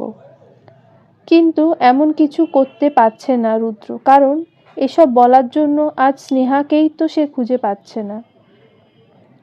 অনেকক্ষণ খোঁজার পরও স্নেহাকে খুঁজে পায়নি রুদ্র, তাই বাসায় ফিরে স্নেহার ছবিটা বুকে নিয়ে সোফায় বসে চিৎকার করে কাঁদছে রুদ্র। রুদ্রের এমন কান্না শুনে তিতির আর রুদ্রের মা দুজনেই ছুটে এলো। কি হয়েছে বাবা, কি হয়েছে, তুই এমন করছিস কেন? রুদ্রের মা। রুদ্র তার মাকে পাশে দেখে জড়িয়ে ধরে কাঁদতে শুরু করলো। মা, আমি অনেক বড় ভুল করে ফেলেছি। সত্যটা যদি আর দুদিন আগেও জানতাম তাহলে এই ভুল আমি করতাম না। মা, কি হয়েছে বাবা, আমাকে সব বল। তারপর কাঁদতে কাঁদতে মাকে সব বলল রুদ্র। এই তুই কি করেছিস? একটা মেয়ের সবচেয়ে বড় সম্পদ তার সম্মান, আর তুই তাতেই হাত দিয়েছিস? এটা তুই কিভাবে পারলি? তোকে ছেলে ভাবতেও আমার ঘৃণা করছে। আমি আজই স্নেহাকে এই বাড়িতে ফিরিয়ে আনবো। না মা, এত কিছুর পর ও আর ফিরে আসবে না। আর ও কোথায় আমি জানি না। আমি জানি ভাইয়া। তিতির অবাক হয়ে তিতিরের দিকে তাকালো রুদ্র। তুই কিভাবে জানিস? আজ কলেজ থেকে আসার সময় আমি ভাবিকে দেখি, তারপর ফলো করি, তারপর জানতে পারি ভাবি আমাদের কলেজের প্রিন্সিপালের বাসায়। কিন্তু ও সেখানে কিভাবে? আমি বেশি কিছু জানি না ভাইয়া। তিতির আমাকে সেখানে নিয়ে চল, আমি স্নেহাকে ফিরিয়ে আনব। তারপর তিতির রুদ্র আর রুদ্রের মাকে নিয়ে তানিয়াদের বাসায় রওনা দিল। তোর বেবিটা কিন্তু খুব কিউট হবে তানিয়া। কিভাবে বুঝলি? আরে তুই এত কিউট, আর তোর বেবিটা ডবল কিউট হবে, তাই না? তুইও না? স্নেহা। কি আমি? ও হ্যাঁ, আমি হচ্ছি ফিউচার খালামণি। হা হা। দুই বান্ধবী মিলে হাসাহাসি করছে আর গল্প করছে। দরজায় কলিং বেল বাজতে মনে হয় ভাইয়া ফিরেছে, তুই বস, আমি দরজা খুলে আসি বলেই তানিয়া দরজা খুলতে চলে গেল। দরজা খুলে, ইয়েস, কারা আপনারা? ঠিক চিনলাম না তো। তানিয়া। মা, আগে ভেতরে আসি, তারপর সব বলছি। ঠিক আছে, আসুন বলেই তানিয়া সবাইকে ভেতরে আসতে বলল। স্নেহা রুম থেকে মহিলার কণ্ঠ শুনে বেরিয়ে এলো। স্নেহাকে দেখতেই রুদ্রের মা এগিয়ে গেল। মা, তুই ঠিক আছিস? স্নেহার গাল ধরে। স্নেহা কিছুই বুঝতে পারছে না। কাল যে তাকে চোখের সামনে দেখতে পারেনি, আজ সে এভাবে এসেছে। আর ভাবতে ভাবতে স্নেহা বলল, আপনারা এখানে? ভাবি, আমরা তোমাকে নিতে এসেছি। ভাইয়া আমাদের সত্যটা বলেছে যে তোমার কোনো দোষ নেই। তিতির। তোমরা এসব কি বলছো? আমি বলছি স্নেহা, রুদ্র বলতে শুরু করলো। করিম চাচা আসা থেকে শুরু করে রুদ্রের সব সত্যি জানা সব কিছু রুদ্র স্নেহাকে বলল। রুদ্রের বলা শেষ হতেই স্নেহা বলতে শুরু করলো, বাহ বাহ, খুব ভালো। আমার জীবনটা দেখি পুতুল খেলা হয়ে গেছে। যখন ইচ্ছা আমাকে আদর করে ঘরে তুলে নেবেন, আর আপনার ছেলের ভুল বোঝার কারণে তার মিথ্যে কথা বিশ্বাস করে আবার যখন ইচ্ছা আমাকে বাড়ি থেকে বের করে দেবেন। মা, আমি তো কখনো আপনাকে মায়ের চোখ ছাড়া অন্যভাবে দেখিনি। আর এই অমনষ্টার কথা আর কি বলবো, যে নিজের স্ত্রীকে সবার সামনে মিথ্যা কথা বলে চরিত্রহীন প্রমাণ করে, আর শেষমেশ নিজের সন্তানকে অবৈধ প্রমাণ করতেও যার অন্তর একটুও কাঁপে না। আপনারা আমাকে কি পেয়েছেন বলুন? কি পেয়েছেন? আমি একটা মেয়ে বলে এই শহর থেকে আমার শেষ ঠিকানাও কেড়ে নিয়েছেন। আমার বাবা মাকে বাধ্য করেছেন দেশের বাড়ি চলে যেতে। সেদিন আমি বেরিয়ে আসার পর একবারও কি ভেবেছিলেন এত রাতে একটা মেয়ে কতটা খারাপ অবস্থায় পড়তে পারে? সত্যটা না জেনে শাস্তি দিয়েছেন আমাকে। আমার সন্তানও রেহাই পায়নি। আর কথা বলতে পারছে না স্নেহা। কাঁদতে কাঁদতে বসে পড়েছে ফ্লোরে। রুদ্র স্নেহাকে ধরতে যাবে তখনই, ডোন্ট টাচ মি। আপনার মতো লোক আমাকে টাচ করলে আমি নিজেকে অপবিত্র মনে করব। স্নেহা, অবাক হবেন না, যা বলেছি তা সত্য বলেছি। আমার ছোঁয়ায় যদি তুমি অপবিত্র মনে করো নিজেকে, তবে তোমার গর্ভে যে আছে সে তো আমারই ভালোবাসার ছোঁয়ার চিহ্ন। কি বললেন আপনি? রেগে লাল হয়ে রুদ্রের দিকে তাকিয়ে বলল স্নেহা। আপনার অংশ? 2 দিন আগে সবার সামনে ওকে অস্বীকার করে এখন অধিকার ফলাতে এসেছেন? শুনে রাখুন, ও আপনার কেউ না। আমি ঘৃণা করি আপনাকে। চেঁচিয়ে কথা বলেই রুদ্রকে জোরে ধাক্কা দিল স্নেহা। রুদ্র তাল সামলাতে না পেরে ফ্লোরে বসে গেল। স্নেহা আবার উঠে দাঁড়াতেই চিৎকার করে বলতে শুরু করলো, বেরিয়ে যান এখান থেকে, আপনার মুখ আমি দেখতে চাই না। মা, আমার কথা শোনো। শান্ত হও। রুদ্রের মা। না, আমি আজ কারোর কথা শুনবো না। আমি এই লোকটাকে এখানে দেখতে চাই না। এমন করো না মা, নিজের সন্তানের কথা একটুও ভাবো। রুদ্রের মা। হ্যাঁ, আমি নিজের সন্তানের কথা ভাবছি, আর তাই এই লোকটার ছায়া আমি আমার সন্তানের উপর পড়তে দিতে চাই না। চলে যান আপনারা, প্লিজ চলে যান। কাঁদতে কাঁদতে কথাগুলো বলল স্নেহা। রুদ্র দাঁড়িয়ে দাঁড়িয়ে স্নেহার কথা শুনছে। 2 দিন আগেও এর থেকে অনেক বেশি অপমান রুদ্র তাকে করেছিল। সে কথাগুলোই বারবার মনে পড়ছে রুদ্রের। সবাই বুঝতে পারল আজ স্নেহাকে শতভাবে বোঝালেও স্নেহা বুঝবে না। তাই রুদ্রের মা রুদ্র আর তিতিরকে নিয়ে সেই বাসা থেকে বেরিয়ে এলো। 1 মাস পর। এই 1 মাসে রুদ্র অনেক কষ্টের মাঝে পার করেছে। স্নেহার বলা কথা, তার করা অপমান তাকে ভালো থাকতে দেয়নি। কারণ তার এটা ভেবেই বুকটা শেষ হয়ে যাচ্ছে যে প্রতিশোধের নেশায় তার ভালোবাসার মানুষকে সবার সামনে অপমান করেছিল আর নিজের সন্তানকে অস্বীকার করেছে। হাজারো কষ্ট আর ব্যথা নিয়ে রুদ্র নিজেকে একটা রুমে বন্দি করে ফেলেছে। এই 1 মাসে আশিস অনেকবার এসেছে, রুদ্রকে অনেকভাবে অনেক বুঝিয়েছে, কিন্তু কোনো কাজ হয়নি। রুদ্র নিজেকে কোণঠাসা করে রেখেছে। আজ আবার এসেছে আশিস। তবে আজ রুদ্রকে কিছু বোঝাতে আসেনি। সে এসেছে রুদ্রকে নিজের কিছু মনের কথা বলতে। আশিস এসেছে শুনে রুদ্র রুম থেকে বেরিয়ে ড্রয়িং রুমে এলো। রুদ্রকে দেখতেই আশিস দাঁড়িয়ে গেল। আমাকে নতুন করে কিছু বোঝানোর দরকার নেই আশিস। হ্যাঁ ভাই, আমি জানি আপনাকে সবসময় নিজের ভাই মনে করতাম, কিন্তু একটা সময় নিজের বোনের সাথে ঘটে যাওয়া কিছু প্রতিশোধের জন্য আপনি আমাকে আড়াল করেছিলেন সবার কাছে। আমি আপনার অ্যাসিস্ট্যান্ট আশিস, কিন্তু আমি জানি আমি কে।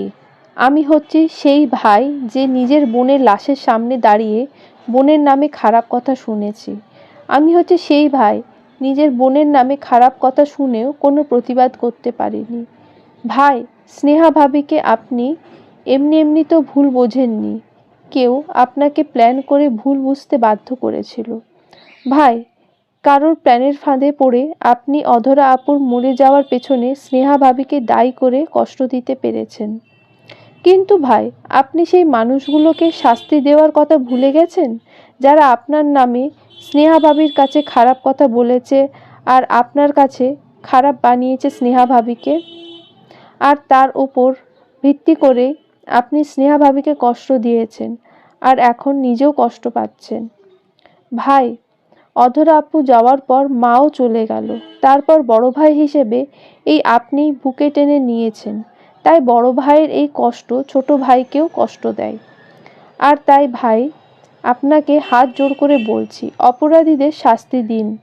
যদি অপরাধীদের শাস্তি না দিয়ে নিজেকে এভাবে বন্দি করে রাখেন তবে কিছু হবে না ভাই, বলে আশিস কাঁদতে কাঁদতে বেরিয়ে গেল। আশিসের কথাগুলো যেন রুদ্রের অন্তরে গিয়ে লেগেছে, কারণ আশিসের বলা একটি কথাও ভুল না, সত্য। রুদ্র নিজের দুহাত শক্ত করে মুষ্টিবদ্ধ করল, নিজেকে শক্ত করে সিদ্ধান্ত নিল, আমার নিজেকে শক্ত করতে হবে, শাস্তি দিতে হবে আমাদের জীবন নষ্ট করে দেওয়ার জন্য যারা দায়ী তাদের। 2 ঘন্টা পর গাড়ির হর্ন বেজেই যাচ্ছে। রুদ্র যখন আশিসের বাসা থেকে নিতে আসে তখন এভাবে হর্ন বাজাতে থাকে যেন আশিস তাড়াতাড়ি নিচে নামে। তবে রুদ্র তো এখন বাসা থেকে বের হয় না, তাহলে হয়তো অন্য কেউ এমন করে হর্ন বাজাচ্ছে ভেবেই আশিস আবার আগের মতোই বসে থাকে। হর্নের আওয়াজ সইতে না পেরে আশিস দরজা খুলে বাইরে দেখে। তারপর আশিস যা দেখে তা তার মোটেও বিশ্বাস হয় না। রুদ্র এসেছে, সাথে তার গাড়ি। এটা দেখে আশিসের চোখে মুখে হাসির রেখা ফুটে ওঠে। সে এটাই চেয়েছিল, রুদ্রকে একটা স্বাভাবিক জীবনে আনতে চেয়েছিল। আশিস দৌড়ে নিচে নামে। রুদ্রকে দেখে আশিস জড়িয়ে ধরে। ভাই, আমি এটাই চেয়েছিলাম, আপনি যেন এইটা একটা স্বাভাবিক জীবনে ফেরেন। তাই বিশ্বাস করেন, আজ আমার অনেক খুশি লাগছে। ভাবলাম তুই ঠিকই বলেছিস, ছোট হলেও তোর কথার যুক্তি আছে। এবার চল, অনেক দিন তোর ভাবিকে দেখিনি, আজ তোর ভাবিকে দেখতে যাব। চোখ মুছতে মুছতে আশিস বলল, হ্যাঁ ভাই চলেন, আজ আপনি যেখানে যেতে চাইবেন আপনাকে সেখানে নিয়ে যাব, চলেন। বলেই রুদ্র আর আশিস বেরিয়ে পড়ল। স্নেহার আজ ভালো লাগছে না, তাই বাড়ির পাশেই একটা রাস্তা আছে, সেখানে হাঁটতে বের হয়েছে। রাস্তার পাশে একটা ফাঁকা জায়গায় বাচ্চারা খেলাধুলা করে, আর বসার জন্য বেঞ্চও রাখা আছে। অনেক মহিলারাই বিকেলে এখানে বসে গল্প করে। পরিবেশটা সব মিলিয়ে দারুণ। রাস্তা দিয়ে হাঁটতে হাঁটতে স্নেহার চোখ পড়ে একটা কাপলের ওপর। মেয়েটা প্রেগনেন্ট, তাই তার হাজবেন্ড অতি যত্নর সাথে মেয়েটার হাত ধরে হাঁটছে। ব্যাপারটা দেখে না চাইতেও স্নেহার চোখ জলে ভিজে ওঠে। হয়তো ওর বিয়েটা স্বাভাবিকভাবে হলে আর রুদ্র সব কিছু উলটপালট করে না দিলে তার জীবনেও এমন সময় আসতো। ভেবো না, ও লোকটা তো বইয়ের হাত ধরে হাঁটছে, আমি তোমাকে কোলে তুলে হাঁটবো। চেনা কারুর কণ্ঠস্বর পেতেই স্নেহা পেছনে তাকালো। রুদ্র সানগ্লাসটা খুলতে খুলতে বলছে, আপনি? হ্যাঁ আমি। কেন, অন্য কারোর আশা করেছিলে নাকি জান? আপনি এখানে কেন, কি চান? আমার বউ আর বাচ্চাকে নিতে এসেছি। আর কতদিন বউটাকে এভাবে রাগ করে অন্যর বাড়িতে পড়ে থাকবে বলো? আপনার আজে বাজে কথা বাদ দিন। কিসের বউ, কিসের বাচ্চা? আপনাকে অনেক আগেই আমি বলেছি যে আমার বাচ্চা আর আমার প্রতি আপনার আর কোনো অধিকার নেই। বারবার এই এক অধিকার নিয়ে আমার কাছে আসবেন না। এসব কি বলছো বউ? তোমার সাথে আমার বিয়ে হয়েছে, তার প্রমাণও আছে। আর এই বাচ্চাটা যে আমার, ডিএনএ টেস্ট করলে তার প্রমাণ হয়ে যাবে। এখন বেশি কথা বলতে ভালো লাগছে না, চলো আমার সাথে। বলেই রুদ্র স্নেহার হাত ধরে টানতে লাগলো। ছাড়ুন আমাকে, কোথায় নিয়ে যাচ্ছেন আমাকে, ছাড়ুন। স্নেহার কোনো কথাই শুনছে না রুদ্র। স্নেহাকে সোজা গাড়িতে বসিয়ে দিল। কি হলো, আমাকে কোথায় নিয়ে যাচ্ছেন? আমাকে ছেড়ে দিন, আমি কিন্তু চেঁচাবো। রুদ্র গাড়িতে গান ছেড়ে ভলিউম জোরে করে দিল, যেন স্নেহা চেঁচালেও কেউ শুনতে না পায়। 20 মিনিট পর গাড়ি থামলো। এই 20 মিনিটে স্নেহা অনেকবার তাকে ছাড়তে বলেছে, কিন্তু রুদ্র ফুরফুরে মেজাজে গান শুনছে। গাড়ি থামার পরই স্নেহা দরজা খুলে বের হয়ে চেঁচিয়ে বলতে শুরু করলো, আমাকে এখানে কেন এনেছেন? আপনি আসলে কি চান? আপনি কি বুঝতে পারছেন না আমি আপনাকে আর নিতে পারছি না? কেন এমন করছেন আপনি? এক টানে কথাগুলো বলে গেল স্নেহা। রুদ্র স্নেহার কাছে গিয়ে যে স্নেহার কোমর চেপে ধরল, স্নেহাকে নিজের সাথে মিশিয়ে বলতে শুরু করলো, আমি তোমাকে এনেছি কারণ অনেক দিন আমার থেকে দূরে থেকেছো, আর পাচ্ছি না। তোমার নেশা আমাকে আগেও পাগল করেছে, আজও করে। তোমার ভেতরে যে আছে সে আমার সন্তান। আমি তোমাকে চাই। আমি আমার সন্তানকে আমার জীবনে ফিরে পেতে চাই। আমি নিজে হাতে আমার প্রেগনেন্ট বউয়ের সেবা করতে চাই। প্লিজ, আমি মানছি আমি ভুল করেছি, এই ভুলের কোনো ক্ষমা হয় না, কিন্তু আমি তো ক্ষমা চাইছি স্নেহা। আমাকে তোমার থেকে আর আমার সন্তানের থেকে দূরে করে দিও না স্নেহা, প্লিজ। আমাকে আর একবার সুযোগ দাও। আমাকে যে অসম্মান আপনি করেছেন, আমার সন্তানকে নিয়ে যে বাজে কথা বলেছেন তা ফিরিয়ে নিতে পারবেন? আমার সেই চোখের পানিগুলো ফিরিয়ে দিতে পারবেন? জানি পারবেন না, আর তেমনভাবে আমি পারবো না আপনাকে ক্ষমা করতে। শুনুন, বাইরের ক্ষতগুলো দেখা যায়, তাই তাতে মলম লাগিয়ে দিলে তা খুব সহজে সেরে যায়, কিন্তু অন্তরের ক্ষত দেখা যায় না, আর তাতে মলমও লাগানো যায় না, আর অন্তরের হওয়া ক্ষত কখনোই ঠিক হয় না। তাই আরও একবার আপনাকে বলছি, চলে যান আমার জীবন থেকে। আমাকে আর আমার সন্তানকে ভালো থাকতে দিন। আপনি আমাকে ডিভোর্স দিন, আমাকে মুক্তি দিন আপনি। ঠাস! স্নেহার বলা কথাগুলো রুদ্রের অন্তর যেমন ক্ষতবিক্ষত করেছে। ডিভোর্সের কথা শুনে মাথায় যেন রক্ত উঠে গেল রুদ্রের। তাই রাগ সামলাতে না পেরে, তোর এত বড় সাহস, আমার থেকে আলাদা হতে চাস?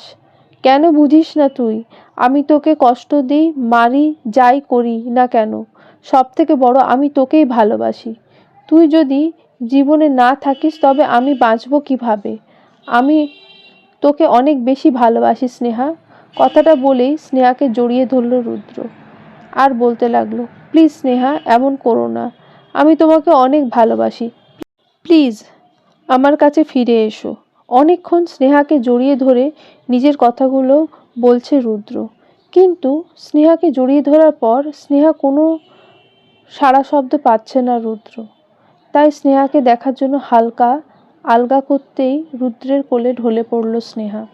স্নেহা অজ্ঞান হয়ে ঢলে পড়ল রুদ্রের কোলে। এই স্নেহা, স্নেহা, কথা বলো, কি হলো তোমার? স্নেহার গাল ধরে বলছে রুদ্র। স্নেহার সাড়া শব্দ না পেয়ে স্নেহাকে গাড়িতে বসিয়ে রওনা দিল হসপিটালে। ডক্টর, উনি কি আপনার ওয়াইফ? রুদ্র, ইয়েস ডক্টর। ডক্টর, দেখুন, আপনাদের মাঝে ঝগড়াঝাটি হতেই পারে, কিন্তু এই সময় বেবির ভালোর জন্য মাকে অনেক সাবধানে থাকতে, অনেক খুশি থাকতে হবে। রুদ্র, হুঁ, আপনি ঠিক বলেছেন ডাক্তার, এরপর থেকে আমি ভালো করে কেয়ার করব। ডাক্তার, হুঁ, মনে রাখবে, এ সময় সবচেয়ে বড় মেডিসিন হলো হাসি খুশি থাকা। অনেক ভালোবাসা আর কেয়ার লাগবে ওনার। মনে হয় উনি অনেক চিন্তা করেন, বয়স কম, তাই ভয়টা একটু বেশি। রুদ্র, ওকে ডাক্তার, আমি এরপর থেকে অনেক কেয়ার করব। ডক্টর, হুঁ, শুনে ভালো লাগলো। স্নেহা কেবিনে শুয়ে আছে, নার্স ইঞ্জেকশন পুশ করে দিয়েছে। শুয়ে শুয়ে আজকের কথা ভাবছে স্নেহা। এতদিন পর রুদ্র আবার কেন নতুন অশান্তি নিয়ে এসেছে, সেই সব নিয়েই ভাবছে স্নেহা। কি ভাবছো? জুস হাতে কেবিনে ঢুকতে ঢুকতে বলল রুদ্র। ভাবছি আমাকে আরও খারাপ প্রমাণ করা হয়তো বাকি আছে আপনার, আরও কষ্ট দেওয়া বাকি আছে আপনার, তাই আবার নতুন ঝামেলা করতে ফিরে এসেছেন। রাগে গজগজ করতে করতে কথাগুলো বলল স্নেহা। দেখো, নিজের বউকে ছাড়া এতদিন থাকা আমার ঠিক হয়নি। হাজব্যান্ড ওয়াইফের মাঝে রাগারাগি ঝগড়া তো হবেই, তাই বলে বউয়ের থেকে আলাদা থাকা, তার খোঁজ খবর না নেওয়া ভুল, যা আমি 1 মাস করেছি। কিন্তু আবার তোমাকে পাগলের মতো ভালোবাসি, তার ওপর তোমার ওই ছোট্ট পেটে আমার আদরের বাবুটা আছে, তার মানে ভালোবাসা ডবল হয়ে গেছে। ভালোবাসা? কিসের ভালোবাসা? আপনার ভালোবাসা হলো আজ আছে কাল নেই, এমন ধরনের ভালোবাসার কোনো দরকার নেই আমার। আপনি যখন কষ্ট করে উপার্জন করতেন, সারাদিন টিউশন করে বাসায় ফিরতেন, তখনই আপনি ভালো ছিলেন, তখন আপনাকে ভালোবাসতে ইচ্ছে করতো, আপনাকে আঁকড়ে ধরে স্বপ্ন দেখতাম। কিন্তু আজ আপনি সেই আগের আপনি নেই, আপনি হিংস্র হয়ে গেছেন। আপনার হিংস্রতার আগুনে আমি পুড়েছি, আমার সন্তানকে পুড়তে দেব না। আমার সন্তানের থেকে আমাকে আলাদা করতে পারবে না তুমি, কারণ বাবা আর সন্তানকে আলাদা করা সহজ না। তোমার শরীর ভালো না, তাই আর কোনো ঝগড়াঝাটি চাই না, চলো বাড়ি ফিরবে। হ্যাঁ, আমাকে তানিয়ার বাসায় দিয়ে আসুন। নিজের বাসা থাকতে তানিয়ার বাসায় যাবা কেন? হুঁ, মানে মানে তুমি, আমি আর আমাদের বেবিটা এখন আমাদের বাসায় যাব। তারপর তোমার রুমে আবার তুমি থাকবে, আমাদের বিছানায়। স্নেহাকে কিছু বলার সুযোগ না দিয়েই রুদ্র স্নেহাকে কোলে তুলে নিল। স্নেহা অনেকবার রুদ্রকে ছাড়ানোর জন্য বলেছে, কিন্তু রুদ্র শোনেনি। স্নেহাকে গাড়িতে বসিয়ে সোজা নিজের বাড়িতে নিয়ে গেল। স্নেহাকে বিছানায় বসাতেই, প্লিজ আমাকে ছেড়ে দিন, আমি বাসায় যাব। আর একবারও এই কথা বললে পায়ে গরম পানি ঢেলে দেব। রুদ্রের কথা শুনে স্নেহা ভয় পেয়ে গেল, কারণ রুদ্রকে বিশ্বাস নেই সত্যি সত্যি পানি ঢেলে দিতে পারে। স্নেহা আর কিছু না বলে চুপচাপ বিছানায় বসে রইল। তিতির, এই তিতির, এদিকে আয়। তিতিরকে জোরে জোরে ডাকতে লাগলো রুদ্র। তিতির দৌড়ে রুমে এলো। হ্যাঁ ভাইয়া বলো। আরে ভাবি, তুমি এসেছো? আমি এখনই মাকে বলছি। এই দাঁড়া, মাকে যেয়ে বল তার বৌমাকে নিয়ে এসেছি, আর তোর ভাবির জন্য কিছু খাবার নিয়ে আয়। আচ্ছা ভাইয়া, ঠিক আছে। তিতির চলে গেল। রুদ্র স্নেহার পাশে বসে বলতে শুরু করলো, দেখো, আমি মাকে ভুল বুঝিয়েছিলাম, তাই মা তোমার সাথে খারাপ ব্যবহার করেছে, তোমাকে ভুল বুঝেছে, এতে তার কোনো দোষ নেই। মা আমার সাথেও কথা বলে না, আর অনেক অনুতপ্ত, প্লিজ তার সাথে খারাপ কোনো আচরণ করো না। রুদ্রের কথা না শেষ করতেই রুমে এলো রুদ্রের মা, আনোয়ারা বেগম। মা, তুই এসেছিস? এতদিন পর রাগ ভাঙলো তোর? স্নেহা তাকিয়ে আছে। কি রে, এখনো রেগে আছিস? আমাকে মাফ করে দে মা, তোর সাথে অনেক অন্যায় করেছি। আপনার কোনো দোষ নেই মা, আমার সাথে হয়তো এটাই হওয়ার ছিল। আপনি আমার বড়, মাফ চাইবেন না। আমি আপনার উপর রাগ করে নেই। এই যে ভাবির খাবার নিয়ে এসে গেছি, ভাবি নাও, খেয়ে নাও। আমি এখন কিছু খাবো না। আরে ভাবি, কি বলো? এখন তোমাকে বেশি বেশি খেতে হবে। তারপর তিতির জোর করে স্নেহার মুখে খাবার তুলে দিল।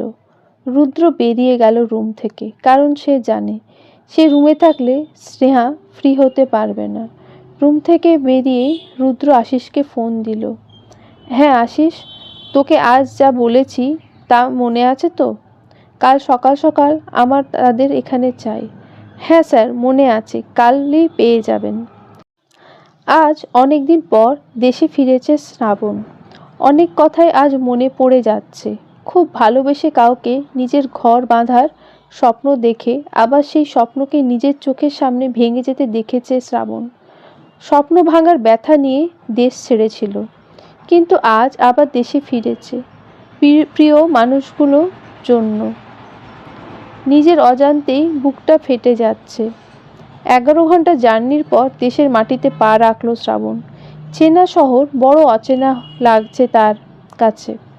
মা তাকে ফোন করে আগেই জানিয়েছে যে তারা ঢাকা ছেড়ে রাজশাহী চলে গেছে, তাই নিজের কাছের বন্ধুর বাসায় রওনা দিল শ্রাবণ।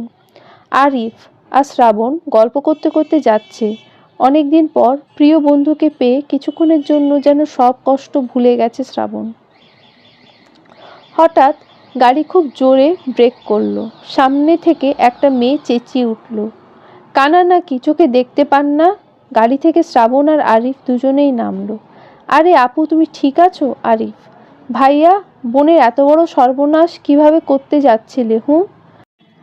আমার আজ অ্যাক্সিডেন্ট হলে আমি যদি এনি চান্স মরে যেতাম, তবে আমার স্বামী আর এক হালি বাচ্চা কাচ্চার কি হতো বলুন? আরে মেয়ে, তোমার বয়স কত? আর এক হালি বাচ্চা কাচ্চা মানে? এতটুকু মেয়ের এক হালি বাচ্চা কাচ্চা? বেশ অবাক হয়ে বলল আরিফ। আচ্ছা সরি, আমরা আসলে খেয়াল করিনি আপু। তুমি তো পায়ে ব্যথা পেয়েছো, হাঁটতে কষ্ট হবে, গাড়িতে ওঠো। না, আমি অচেনা কারোর সাথে যাই না। আচ্ছা তাহলে তোমার হাজবেন্ডকে ফোন করে আসতে বলো, তুমি তো একা যেতে পারবে না। আরে ধুর মিয়া, কি বলেন? হাজবেন্ড আসে কোথা থেকে? মানে, তুমি না এইমাত্র বললে তোমার স্বামী এক হালি বাচ্চা কাচ্চা। আপনার কি মাথায় বুদ্ধি নেই ভাইয়া? আমি তো ফিউচারের কথা বলছি। আমার তো বিয়েই হয়নি। ও মাই গড, এই মেয়ে তো জাস্ট।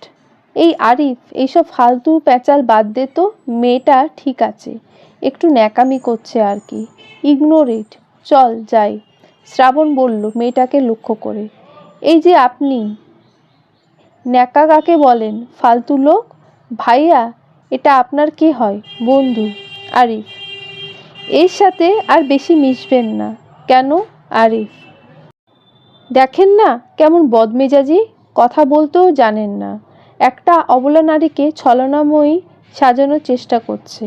আপনাকে ইনোসেন্ট আর ভালো মনে হয়, এর সাথে থাকলে আপনিও ওর মতো খাটাস হয়ে যাবেন। হে ইউ, আমাকে কি বললে? আরে খাটাসের সাথে সাথে দেখি বয়রাও। খুব খারাপ লাগলো। আল্লাহ ওনাকে সুস্থতা দান করো, আমিন। গাড়ির হর্নে পেছনে তাকালো তিতির। ভাইয়া, আমার গাড়ি এসে গেছে বলেই গাড়িতে উঠে চলে গেল তিতির। বেয়াদব মেয়ে একটা। কথা বলার ধরন দেখেছিস? কার সাথে কিভাবে কথা বলতে হয় তাও জানে না। যাই বলিস, কথা বলার ধরনে আলাদা একটা কিউটনেস আছে, অনেকটা বাচ্চামো আছে। আরিফ, চুপ থাক। এত বড় মেয়ে আবার বাচ্চামো? চল তো। শ্রাবণ বলেই আরিফকে নিয়ে গাড়িতে উঠল শ্রাবণ। রেগে মেগে বাড়িতে ঢুকলো তিতির। আরে কি হয়েছে? আর যা যা আনতে বলেছিলাম এনেছিস? মা আর বলো না, একটা খাটাস মার্কা লোক গাড়ি দিয়ে ধাক্কা মেরেছে, তারপর পড়ে গেছি জানো মা। নিজের দোষ করে বলে আমি নাকি ন্যাকামি করি। তুই কি বড় হবি না? আমি নিশ্চিত তুইও লোকটার সাথে ঝগড়া করেছিস। তা তো একটু করেছি, নিচের দিকে মাথা দিয়ে আস্তে আস্তে বলল তিতির। তুই কি বড় হবি না? যা, তোর আর কিছু করার দরকার নেই। তোকে পাঠানোই আমার ভুল হয়েছে। তোর ভাবির কাছে যা। মেয়েটা রুমে একা বসে আছে। ভাইয়া কোথায়? বেরিয়েছে। এত সকালে? হ্যাঁ, এখন কথা বলিস না, অনেক কাজ আছে। স্নেহার কাছে যা। অনেকক্ষণ জ্যামে বসে আছে শ্রাবণ। ঢাকার এই জ্যাম দিন দিন বেড়েই যাচ্ছে, সাথে সাথে মানুষের বিরক্তি। রুদ্র হালকা ভলিউমে গান শুনছে। হঠাৎ রুদ্রের চোখ গেল একটা গাড়িতে। সে অবাক হয়ে তাকিয়ে রইল আর ভালো করে খেয়াল করলো তারপর গাড়িতে থাকা মানুষটাকে। জ্যাম ছেড়ে দিয়েছে, সাথে সাথে রুদ্রের পাশে থাকা গাড়িটাও। তাই রুদ্র পাশে থাকা গাড়িটাকে ফলো করা শুরু করলো। অনেকক্ষণ ধরে কলিং বেল বাজছে। তিতির দৌড়ে গিয়ে দরজা খুলল। স্নেহা সোফায় বসে টিভি দেখছিল। দরজার দিকে তাকিয়ে উঠে দাঁড়ালো স্নেহা। চোখে হালকা পানি জমেছে স্নেহার। চলবে।